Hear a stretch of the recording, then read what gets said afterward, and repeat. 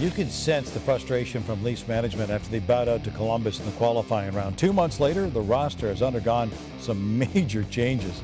Kasperi Kapanen and Andreas Janssen both traded away.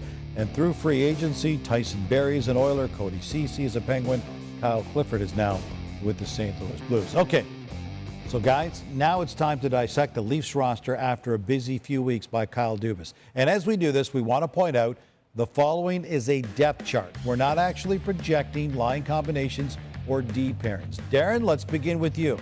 Is this team, as it stands now, worse, better, or the same as last year's edition? Well, it's certainly different, isn't it? Whether or not they're better, we're going to have to wait and see until they're actually playing games and we can use a true measurement to make that determination.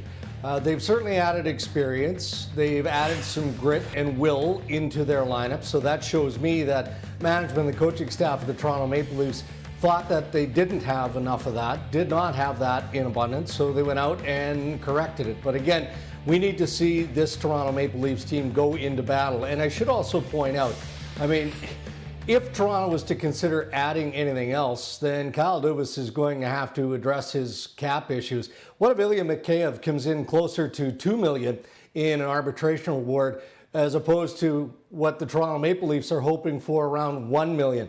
Then it's either going to cost the Toronto Maple Leafs roster spots to comply, or they're going to have to move out other pieces.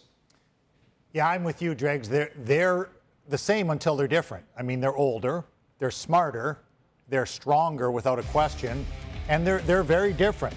They're slower, we said that, but will they play a different style of game with those two lines? And those two lines comprised of the 9 names that we talked about. 3 of them haven't played very much in the NHL at all. Barabanov's a real question mark. Joey Anderson is certainly. And what components within a game, you know, will they be going go, go, go with the top 2 lines and then mid-line, the third line comes out and then they're playing more of a slow control game? So it's very different from the original Kyle Dubas theory of 4 lines of speed and skill.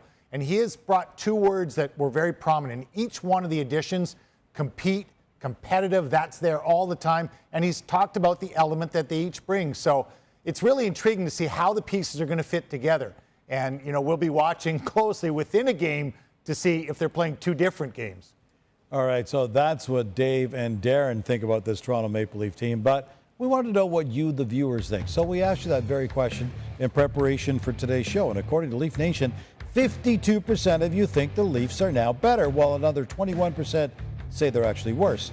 All right, Dregs, Dubas said he's pretty much done with the personnel moves, but there's still some business he needs to take care of. Explain. Well, again, it's just coming back to the salary cap and having to figure out how the Toronto Maple Leafs are going to comply. I don't have any doubt that they're going to be able to comply. It's just, how do they get to that number of 81.5? Keep in mind that you can be 10% over the cap. But just to reiterate, it all depends on what happens here with Mikheyev and his arbitration case. The Toronto Maple Leafs are right up against it. So they either reduce their roster and go with, say, 20, or they're going to have to move out pieces. But either way, it's a problem, but I think you can look at it from a glass half full perspective and call it a good problem to have. And I think that the door still has to be open, Dregs, because you talk about the Mikheyev situation, arbitration here. Well, that's going on around the league. So what if something significantly affects another team and a player you've always coveted that can make you better is available? I think the door has to be still open. Despite your own challenges, boy, oh boy, if you can make this hockey club better in the next couple of months, there may be better opportunity than there ever